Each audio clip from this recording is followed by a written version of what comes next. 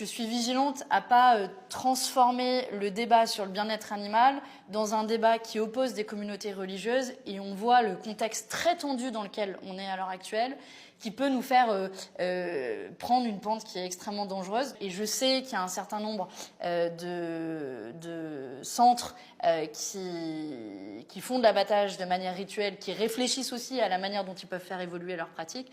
Et je pense que c'est cette direction qu'on doit prendre, mais en dialogue avec les communautés religieuses. Vous dites qu'on ne peut pas aller trop contre les croyances, en tout cas pas trop frontalement, mais les défenseurs de la corrida vont utiliser les mêmes arguments. Ils vont dire que c'est leur tradition, c'est leur culture et qu'il n'y a pas de raison de vouloir interdire cette pratique. Or, vous êtes contre la corrida, pour le coup. Mais alors, d'abord, la corrida, c'est une croyance qui concerne quand même un peu moins de gens, donc, et qui est de moins en moins pratiquée quand même à échelle de grande masse. Sur la question de l'étourdissement et sur la question plus généralement des abattoirs, le chemin à parcourir est encore long. Alors, je pense qu'on doit y travailler. La très grande majorité des Françaises et des Français sont favorables à l'interdiction de l'abattage sans étourdissement. Mais ils sont favorables de manière générale à des mesures de bien-être animal. Mais donc, juste pour que ce soit clair, vous ne proposez pas aujourd'hui d'interdire l'abattage sans étourdissement au niveau européen. Ça ne fait pas partie des mesures que vous défendez.